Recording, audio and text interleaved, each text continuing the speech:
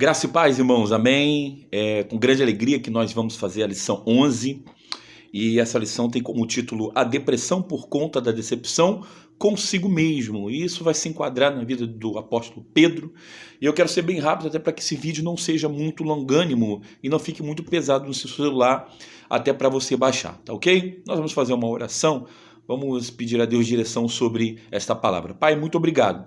Continue nos abençoando, fala aos nossos corações e que possamos ter sabedoria para ser direcionado pelo Teu Santo Espírito, ó Pai, e conduzido, ó Deus, ao melhor entender desta leitura. É a oração que eu lhe faço em nome de Jesus. Amém e amém. Bem, aqui no prefácio desta lição, fala justamente sobre a vida do apóstolo Pedro. Pedro estava passando por uma decepção, ou seja, até por uma depressão, a partir de uma decepção dele mesmo, e isso é enquadrado de forma bem nítida aqui no livro de Lucas, capítulo 22, a partir do versículo 54 até o 62, e eu vou pegar alguns flashes aqui muito interessantes sobre esta leitura.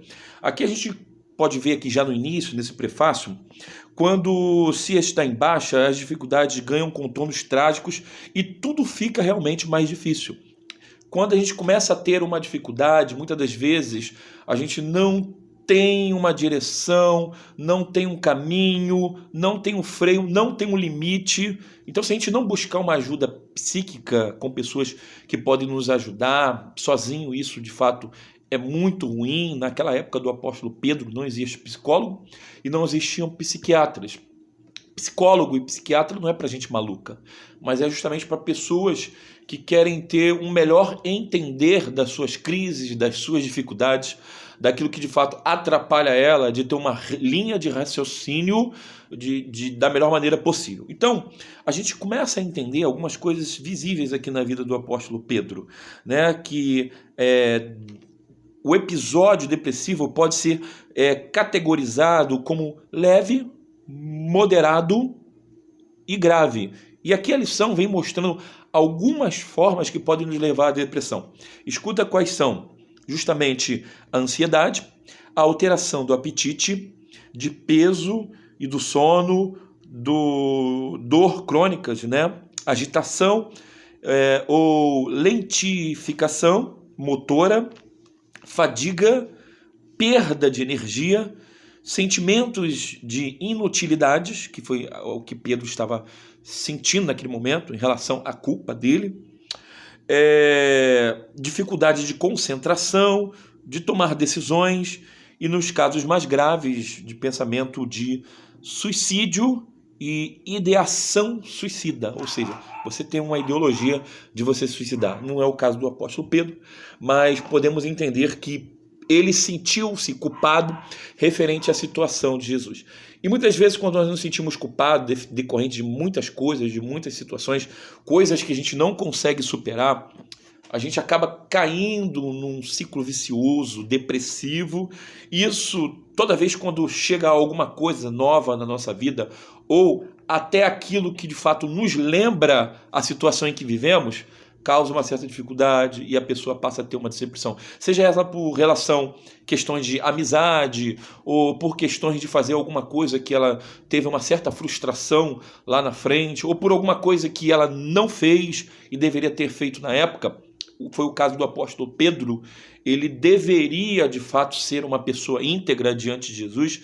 Foi aquilo que de fato ele tinha dito que seria, uma pessoa fiel, que estaria com Cristo em todos os momentos, e no momento em que Cristo mais precisou, o apóstolo Pedro o negou. E podemos entender aqui, em outras situações, que a depressão do apóstolo Pedro, ela foi moderada, ela não foi nem leve, não foi nem no intuito de se suicidar, assim como Judas fez.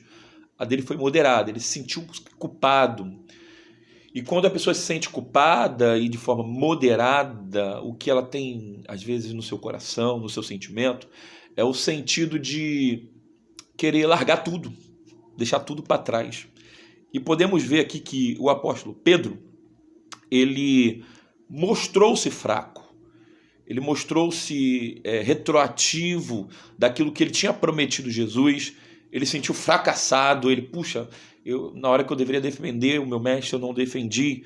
E quando ouve-se aquela questão do galo canta 3 vezes, antes do galo canta 3 vezes, você vai me negar. E quando de fato isso aconteceu, Jesus olhou para Pedro quando estava lá no Sinédrio, sendo levado pelos guardas para ser morto, ser crucificado. Quando Jesus olha para Pedro, Pedro olha e lembra daquela frase que ele disse: olha, na morte, seja o que for, na tristeza, em qualquer lugar, Jesus, eu vou estar contigo.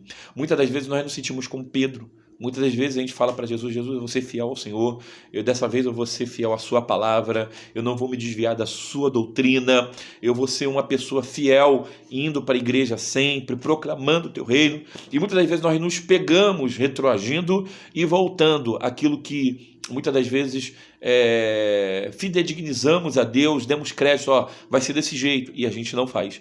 E assim foi Pedro. Bem, o ponto primeiro aqui, depois desse prefácio, vem dizendo: seguindo Jesus de longe. Foi a forma como Pedro fez. Aqui diz aqui no texto, a possibilidade de negar o homem a quem havia jurado e que se morresse, morreria junto. Pedro disse isso. Só que se você for ver isso biblicamente, foi uma mentira. Pedro, naquele momento, ele não morreria por Jesus, tanto porque ele negou Jesus. Ele viu quando o bicho estava pegando, que os soldados pegaram Jesus, Pilatos mandou prender Jesus, né? Ele não conseguiu porque a multidão havia falado: olha, se você não prender e o não matar, você não terá parte com César, e nós assim iremos entregar. E Pilatos era muito medroso mesmo. Então, quando o povo, naquele momento onde o governador tinha que decidir na Páscoa quem seria preso, quem seria crucificado dentre os presos, e o pessoal, Barrabás ou Jesus, ele sabia que o povo, ele na visão de Pilatos, ele achava que o povo ia dizer: mata Barrabás e solta Jesus. Só que não foi assim. Havia um propósito de Deus para que o filho dele morresse por nós. E Pedro dizia que morreria por Cristo, mas de fato assim não aconteceu. A gente vê aqui em outro ponto, nesse primeiro segmento, no entanto, Pedro o amava e, ao olhar de Cristo, fez com que o seu coração se entristecesse dolorosamente.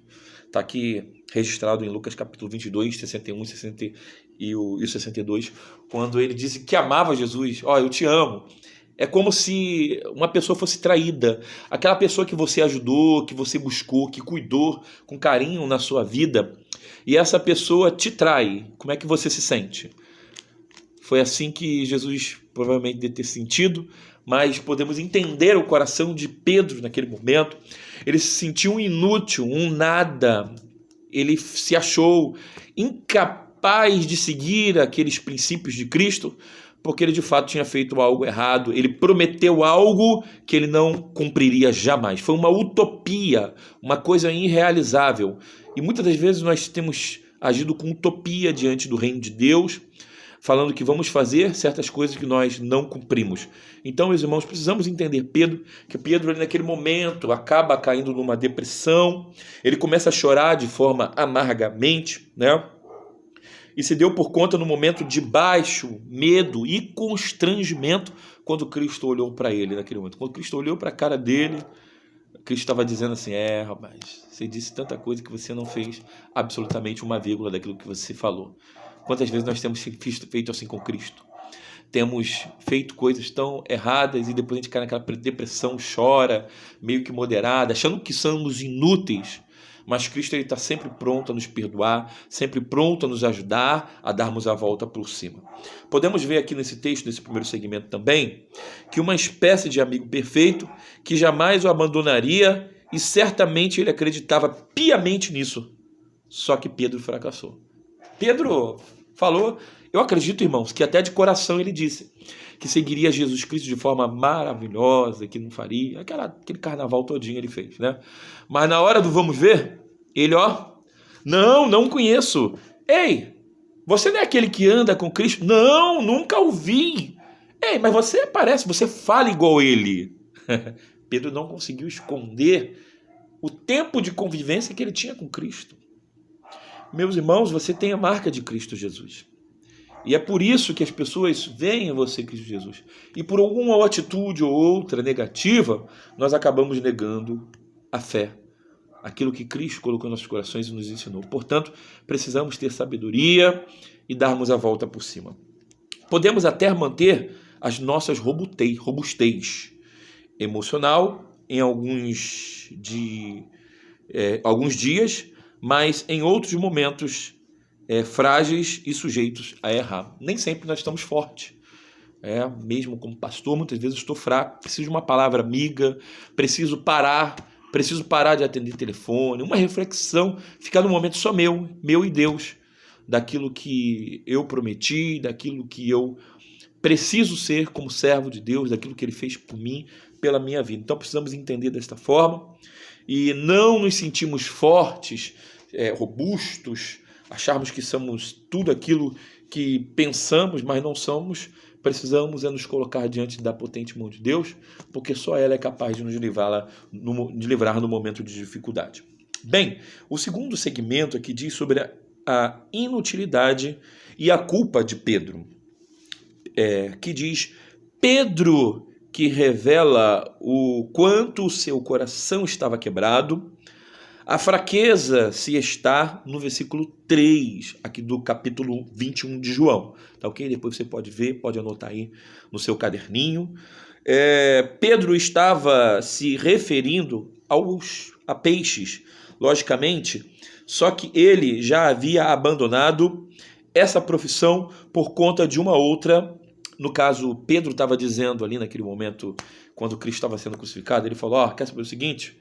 Vou pescar. Só que já tinha abandonado a pescaria. Cristo, quando se encontrou com Pedro, João e Tiago, quando eles estavam lá no barco, naquela grande pesca maravilhosa, o próprio Cristo chamou, falou: olha, largue tudo e venham, eu farei de vocês pescadores de homens. E eles, largando tudo, o seguiram. Assim a Bíblia nos diz lá no capítulo 21.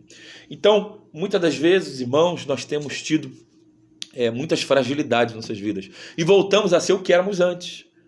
Pedro queria voltar ao que era antes, mas Cristo já tinha feito algo novo na vida dele, já tinha mudado, ele não precisava retroagir na vida espiritual dele. O que Cristo requer de nós, que alcancemos a estatura de varão perfeito. Se hoje estamos assim, amanhã precisamos melhorar, porque a cada dia que se passa, temos mais experiências e mais conhecimento daquilo que Cristo fala para cada um de nós. E é assim que Cristo queria trabalhar com Pedro. Pedro, ao invés de continuar perseverando na palavra, trazendo pessoas para o convívio do reino de Deus, Pedro já estava com o pensamento de voltar a pescar, voltar a ser o que era antes. Será que você na sua vida tem voltado a ser o que era antes? O velho homem, a velha mulher, agindo conforme a palavra de Deus renega, a palavra de Deus condena. Precisamos rever nossos conceitos e mudar nossas atitudes para sermos pessoas diferentes. Esse segundo segmento continua dizendo que Pedro havia deixado as redes para ser mediante o convite do mestre, um pescador de homens. Cristo te convida para algo diferente e você vai renegar, você vai deixar aquilo que de fato ele te chamou e te convocou. Outra coisa interessante é que Pedro conviveu com Jesus durante esses 3 anos. As pescas, os milagres, a vivência longânima que Pedro tinha intensivamente com Cristo. Um discípulo, mesmo que afoito, mesmo que cheio de situações ali, muito afobado, mas ele tinha vivido com Cristo. Como ele poderia voltar ao ser o que era antes? Meu irmão, minha irmã, você tem uma convivência com Cristo? Você já teve as maravilhas de Cristo na sua vida, na sua família? Como pode você voltar a ser como era antes? Precisamos ser pessoas mudadas através da palavra de Deus. E continua dizendo que Pedro simplesmente tropeça, sente muito e volta a ser pescador de peixes. Isso mostra a fragilidade do homem, que nós não somos nada sem Jesus. Enquanto ele estava ali com Jesus, ele era uma coisa. Depois que Jesus saiu da vida dele, ele passou a ser outra pessoa. Precisamos ter Jesus o tempo todo no nosso coração. Não isso na nossa vida, porque Jesus está no nosso coração, automaticamente ele está em nossa vida.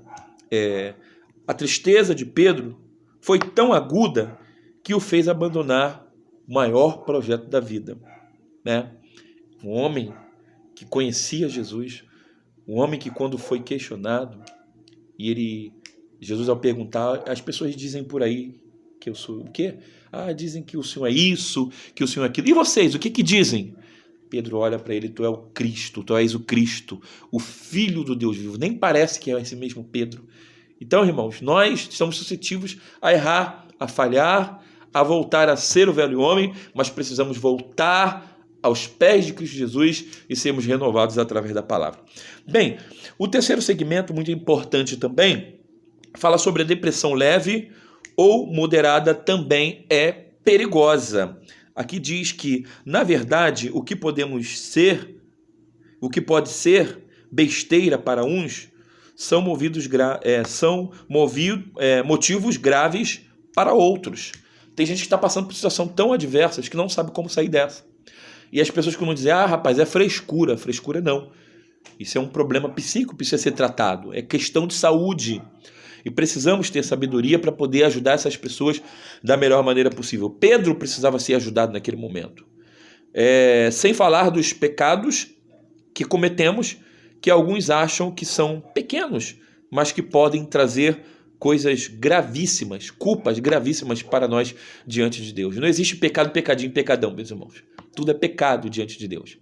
Por isso que a palavra de Deus, em 1 João capítulo 1, 9, diz, se confessarmos os nossos pecados, Jesus é fiel e justo para perdoar os nossos pecados e nos purificar de toda injustiça. Se você tem pecado diante de Deus, se você tem visto alguém pecar, não trate isso como algo banal, algo pequeno, algo diminuto, mas encare isso como um momento depressivo, moderado, que precisa ser tratado para que não se torne em algo, numa depressão aguda, a qual a pessoa pode até se suicidar.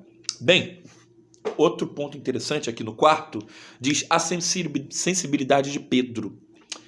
Pedro, ele teve a sensibilidade de entender que ele tinha errado. Tanto, irmãos, que no momento de dificuldade, de falha de Pedro poderia automaticamente ter, de fato, jogado tudo fora e não ter voltado a fazer a palavra de Deus. Mas só que quando mesmo Cristo se encontra com Pedro novamente, Cristo mostra para ele o amor, o carinho, a resolução. E é desta forma que Cristo nos ensina a tratar as depressões que são moderadas, porque elas podem se tornar em depressões graves. Jesus, ao invés de esgrimar o pecado de Pedro, ao invés de deletar a vida de Pedro, Cristo tratou, o amou. Pedro reconheceu os seus pecados. E a Bíblia nos mostra que mesmo após a morte de Jesus, Pedro liderou grandemente o Evangelho, pregou a palavra de Deus para milhares de pessoas em todas as situações, pregou em uma só pregação, ganhou 3.000 almas. Meus irmãos, isso mostra o carinho que Cristo teve para com a situação de Pedro, para com a depressão de Pedro, e isso demonstra de forma bem categórica que nós podemos sim ajudar as pessoas e as pessoas podem dar a volta por cima. Mas para isso é preciso que você também reconheça o seu pecado, reconheça a sua dificuldade, venha por baixo, igual Pedro veio, reconhecendo a soberania de Deus na vida dele, de Jesus Cristo, que Cristo mudou a vida dele, transformou a vida dele. Aí, a partir daí, Jesus fez algo diferencial na vida do apóstolo Pedro. E assim devemos perceber como Jesus, para que as pessoas possam ser moldadas, não só mudadas, mas moldadas através do seu carinho, através da sua palavra e principalmente da palavra do nosso Deus. Que Deus abençoe os irmãos nesta lição bem rápido. Os irmãos poderão lê-la de uma forma bem nítida e entender à luz desse resumo a qual nós estamos fazendo aqui. Deus abençoe a sua vida, meu irmão, em nome do Senhor Jesus. Amém, amém e amém.